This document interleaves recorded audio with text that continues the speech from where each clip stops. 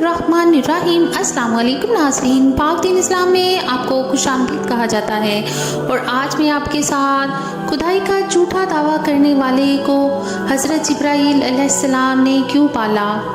फरिश्तों के सरदार हज़रत जिब्राईल अलैहिस्सलाम सामरी जादूगर को दूध क्यों पिलाया करते थे, यानी उस काफिर सामरी को हज़रत जिब्राईल अलैहिस्सलाम ने क्यों पाला। उस काफिर को पालने में क्या हिकमत थी। नाजरीन, सामरी जादूगर का ये मुकम्मल वाक़या इस वीडियो में आपके साथ शेयर करेंगे और आपको बताएंगे कि सामरी जादूगर कौन था। लिहाजा वीडियो को स्किप किए बगैर मुकम्मल देखिएगा ताकि इस वाक़या का मकसद आप लोगों तक आसानी से पहुँच सके।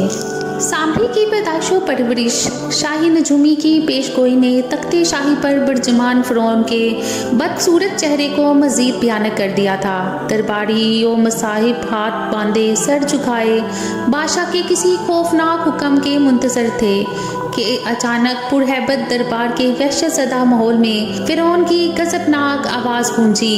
बनी इसराइल के तमाम नौज़ायदा और पैदा होने वाले लड़कों को ज़िबा कर दिया जाए, कोई लड़का जिंदा बाकी ना बचे। हुक्म शाही की फौरी तमील के लिए दरबारियों की दौड़ें लग गईं। इसराइली बस्तियों के गली कूचों में फ़िरौनी सिपाही घर घर तलाशी के दौरान मासूम बच्चों को ज़िबा करने में मसरूफ़ हो गए। यही वो वक्त था जब बनी इसराइल की बस्ती में 2 बच्चे पैदा हुए। उनमें से एक की माँ ने अल्लाह के हुक्म पर अपने लगते जिगर को एक टोकरी में लटाकर दरिया की मौजों के हवाले कर दिया और यूं वो बच्चा फ़िरौन के महल के अंदर पहुंच गया। दूसरे बच्चे की माँ ने फ़िरौनी सिपाहियों के डर से बच्चे को पहाड़ के एक गाड़ में बंद कर दिया। उसने इत्तेफाक दोनों बच्चों का नाम मूसा था। फ़िरौन के महल में पहुंचने वाला बच्चा मूसा बिन इमरान अलैहिस्सलाम थे, जिनकी परवरिश महल के आलीशान माहौल में फ़िरौन के हाथों हुई, जबकि दूसरे बच्चे का नाम मूसा बिन जफ़र था।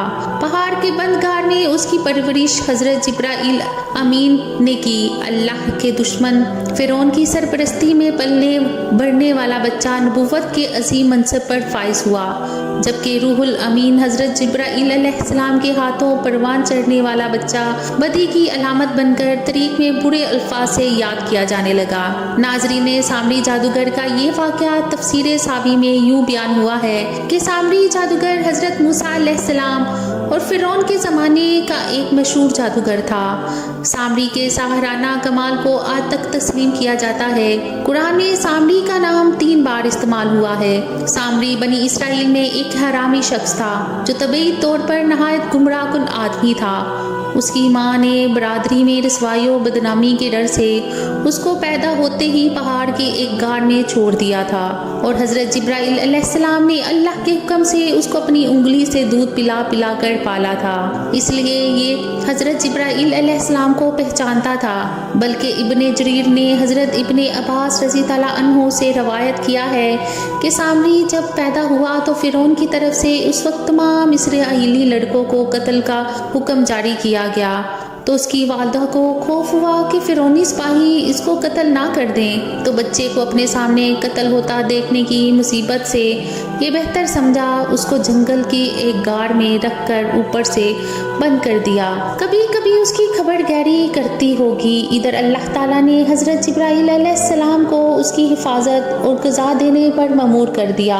वो अपनी एक उंगली पर शहद, एक पर मक्खन, एक पर दूध लाते उस बच्चे को चटा देते थे, यहाँ तक कि ये गाड़ ही में पलकर बड़ा हो गया और उसका अंजाम ये हुआ कि कुफर में मुब्तला हुआ और बनी इसराइल को मुब्तला किया। फिर सामरी की हलाकत कैसे हुई ये भी जान लीजिए। नाजरीन, जिन दोनों हज़रत मूसा अलैहिस्सलाम कोहे तूर पर मनसब थे, तो सामरी ने आपकी गैर मौजूदगी को गनीमत जाना और ये फितना बर्पा कर दिया कि उसने बनी इसराइल के सोने चांदी के जेवरात को मांग कर पिघलाया और उससे एक बछड़ा बनाया और हज़रत जिब्राईल अलैहिस्सलाम के घोड़े के कदमों की खाक जो उसके पास महफूज थी, उसने वो खाक बछड़े के मुंह में डाल दी तो वो बछड़ा बोलने लगा। फिर सामरी ने مجمع عام میں یہ تقریر شروع کر دی کہ اے بنی اسرائیل، حضرت موسیٰ علیہ السلام خدا سے باتیں کرنے کے لیے کوہ طور پر تشریف لے گئے ہیں، لیکن خدا تو خود ہم لوگوں کے پاس آ گیا ہے اور بچڑے کی طرف اشارہ کر کے بولا کہ یہی خدا ہے۔ سامری نے ایسی گمراہ کن تقریر کی کہ بنی اسرائیل کو بچڑے کے خدا ہونے کا یقین آ گیا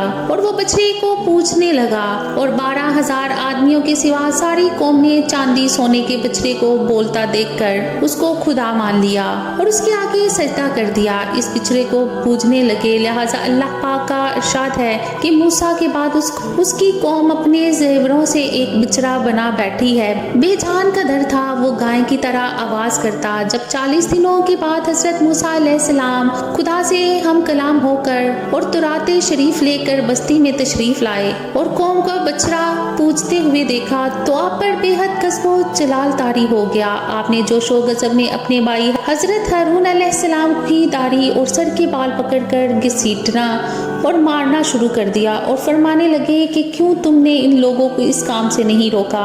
حضرت ہارون علیہ السلام معذرت کرنے لگے۔ حضرت ہارون علیہ السلام کی معذرت سن کر حضرت موسیٰ علیہ السلام کا غصہ ٹھنڈا پڑ گیا۔ اس کے بعد آپ نے اپنے بھائی حضرت ہارون علیہ السلام کے لیے رحمت اور مغفرت کی دعا فرمائی۔ پھر آپ نے اس بچڑے کو توڑ پھوڑ کر اور جلا کر اور اس کو ریزہ ریزہ کر کر دریا میں بہا دیا۔ پھر اللہ تعالیٰ کا یہ حکم نازل ہوا کہ جن لوگوں نے بچڑے کی پرستش نہیں کی ہے وہ لوگ بچڑا پوجنے والوں کو قتل کریں۔ لہٰذا سامری سمیت 70,000 بچڑے کی پوجا کرنے والے قتل ہو گئے۔ اس کے بعد یہ حکم نازل ہوا کہ حضرت موسیٰ علیہ السلام 70 آدمیوں کو منتخب کر کے کوہ طور پر لے جائیں اور یہ سب لوگ بچڑا پوجنے والوں کی طرف سے معذرت طلب کرتے ہوئے یہ دعا مانگے کہ بچڑا پوجنے والوں کے گناہ معاف ہو جائیں۔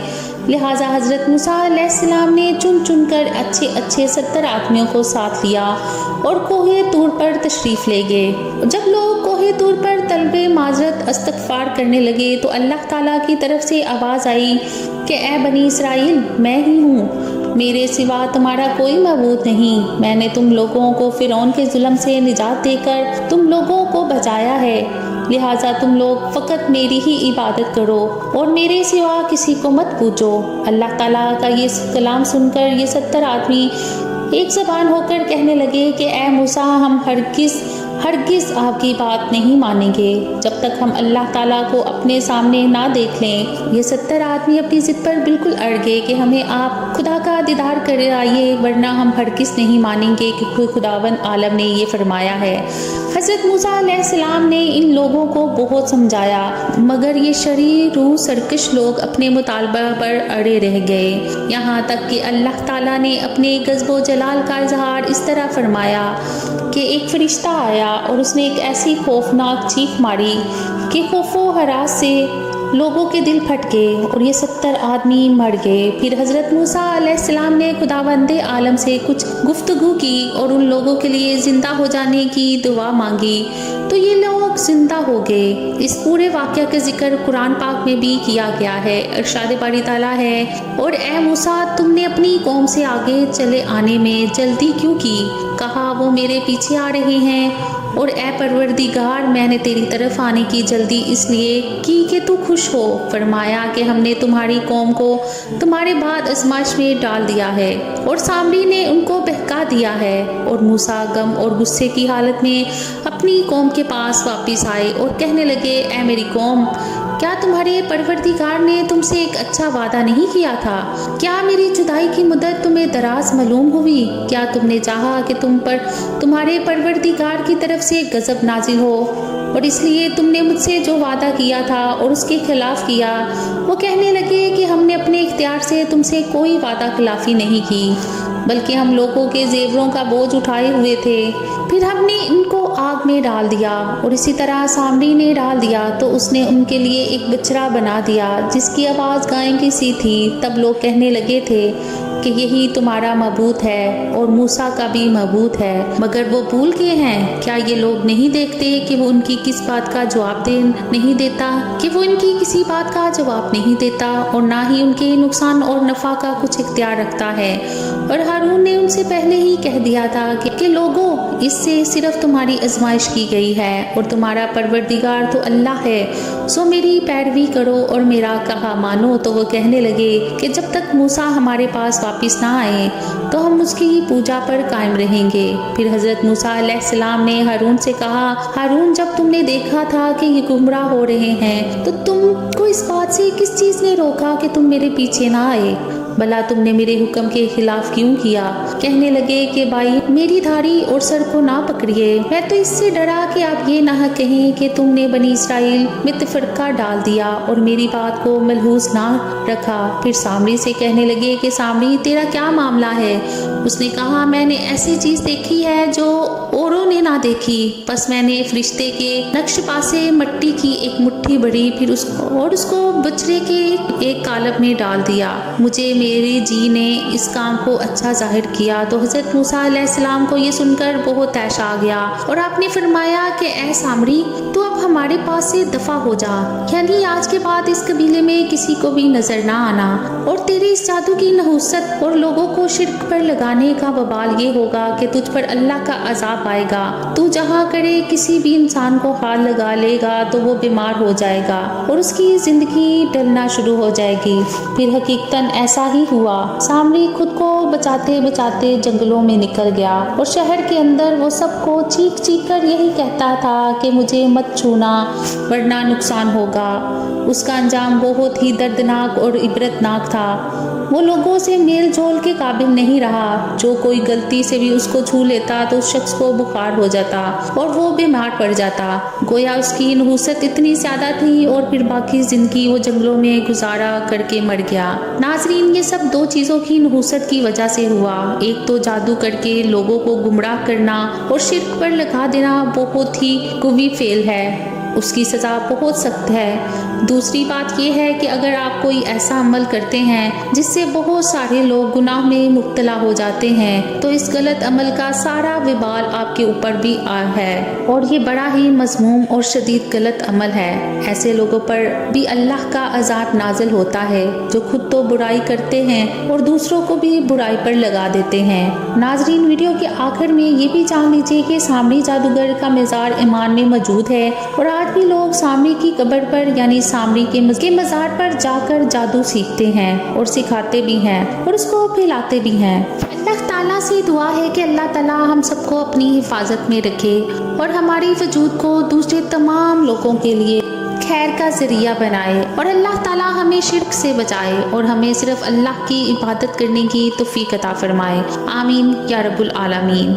उम्मीद करती हूँ कि आज का वाक़या आपको अच्छा लगा होगा। मज़ीद अच्छे वाक़यात के लिए मेरे चैनल को सब्सक्राइब करें, वीडियो को लाइक करें। अल्लाह निगहबान।